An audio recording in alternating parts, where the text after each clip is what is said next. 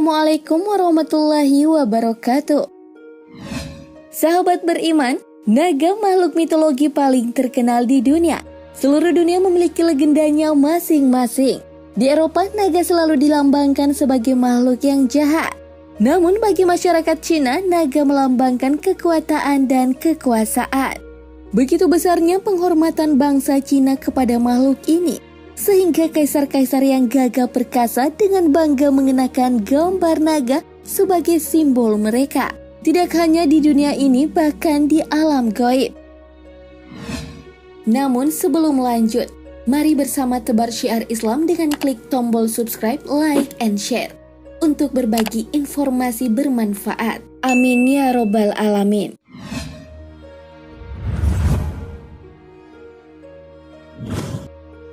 Ular naga juga dikisahkan memiliki kedudukan istimewa di surga dan di istana iblis. Ular yang berada di alam gaib adalah naga. Sebab dikisahkan dahulunya ular di surga memiliki kaki yang berkesesuaian dengan naga yang juga memiliki kaki yang diyakini mitologinya oleh penduduk dunia. Ular naga dahulunya adalah makhluk yang bebas berada di surga, memiliki kaki dan dapat keluar masuk surga dengan bebasnya. Namun setelah berkhianat dan menjadi pengikut iblis, maka terusir dari surga. Ada yang turun ke bumi menjadi makhluk melata, dihilangkan kakinya oleh Allah. Dan ada yang masih memiliki kekuatan dan menjadi penjaga istana iblis. Diriwayatkan dari As-Sudi, dari Abi Malik, dari Abi Sholih, dari Ibnu Abbas, dan dari Muro Al-Hamdani, dari Ibnu Mas'ud, dan dari banyak sahabat Nabi Shallallahu Alaihi Wasallam. Berkata, tatkala Allah Azza wa Jalla berkata kepada Adam, tinggallah kamu dan istrimu di surga, makanlah darinya yang banyak lagi baik sekehendak kamu berdua, dan janganlah mendekati pohon ini sehingga kamu berdua menjadi orang yang zalim. Iblis berupaya untuk masuk menemui mereka berdua di surga, namun terus dihalangi oleh para penjaganya. Lalu muncul seekor ular yang memiliki 4 kaki seperti layaknya onta, dan tampak sebagai hewan yang paling bagus. Iblis membujuk ular itu agar mau memasukkannya ke dalam mulutnya, sehingga ia membawanya bertemu dengan Adam. Ular itu pun memasukkan iblis ke dalam mulutnya, kemudian melewati para penjaga surga dan berhasil masuk ke dalamnya. Sementara mereka tidak mengetahuinya tatkala Allah menghendaki suatu perkara. Iblis itu berbicara melalui mulut ular itu. Sementara Adam tidak memperdulikannya, maka iblis pun keluar menemui Adam dan mengatakan, wahai Adam, maukah aku tunjukkan kepadamu sebuah pohon yang abadi dan kekuasaan yang tidak sirna? Lalu dia mengatakan lagi, maukah aku tunjukkan kamu sebuah pohon apabila engkau memakan darinya, maka engkau akan jadi raja seperti Allah Subhanahu wa Ta'ala. Atau kalian berdua akan kekal dan tidak akan mati selamanya. Iblis pun bersumpah atas nama Allah dengan mengatakan, sesungguhnya aku hanya menasihati kalian berdua. Sesungguhnya iblis menginginkan dengan itu agar aurat mereka berdua tampak dengan terlepasnya pakaiannya. Iblis telah mengetahui bahwa mereka berdua memiliki aurat. Setelah membaca kitab malaikat, Adam tidak mengetahui perihal ini.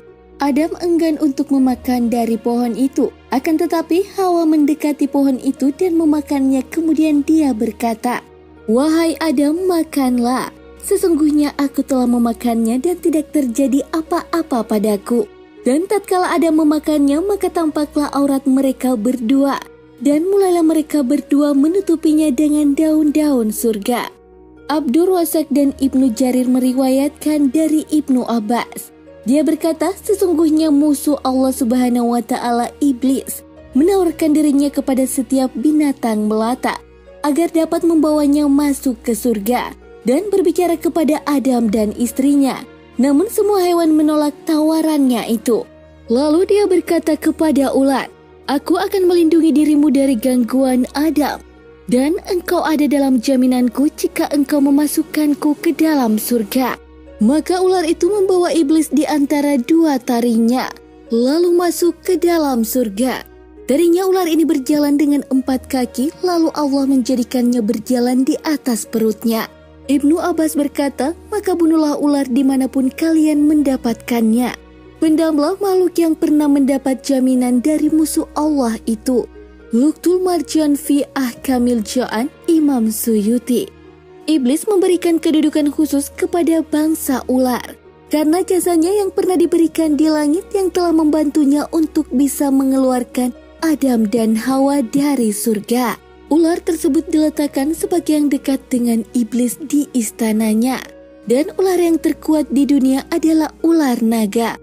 Imam Ahmad berkata bahwa telah bercerita kepadaku Yunus dari Hamad bin Salama, dari Ali dan dari Abu Nadra, dari Abu Sa'id bahwasannya Rasulullah Shallallahu Alaihi Wasallam bersabda kepada Ibnu Sayyad, "Apa yang kamu lihat?" Dia menjawab, "Saya melihat singgasana di atas lautan yang dikelilingi oleh beberapa ular." Maka Rasulullah bersabda, "Dia telah melihat singgasana iblis." Hadis riwayat Ahmad. Ibnu Sayyad adalah tokoh sakti di zaman Rasulullah Shallallahu Alaihi Wasallam yang memiliki kasyaf syaitani yang matanya mampu untuk menembus alam jin. Karena kekeramatannya, para sahabat bahkan sampai menganggap Ibnu Sayyad ini adalah dajjal. Ibnu Sayyad dalam hadis pernah diuji oleh Rasulullah Shallallahu Alaihi Wasallam tentang kasyaf syaitaninya. Karena memang Ibnu Sayyad adalah salah satu kahin atau dukun, maka dapat melihat istana iblis yang dijaga oleh ular-ular naga. Bahkan karena berjasanya ular naga bagi iblis, tidak segan para jin untuk merubah diri mereka menjadi ular di setiap kesempatan ketika bertasyakul atau mali rupa. Rasulullah bersabda, ular-ular itu adalah jin yang mengubah rupa dan bentuknya, sebagaimana Bani Israel yang merubah bentuk menjadi rupa monyet dan babi. Hadis riwayat Tabrani dengan sanad yang sahih. Bahkan ada agama Hindu seorang dewa bernama Siwa, memiliki kodam berupa ular, dan banyak praktisi ilmu esoteris baik yoga, prana, reiki, tenaga dalam, merpati putih dan lain-lain yang mengolah kundalini yang tidak lain adalah dewi ular untuk kesaktian mereka.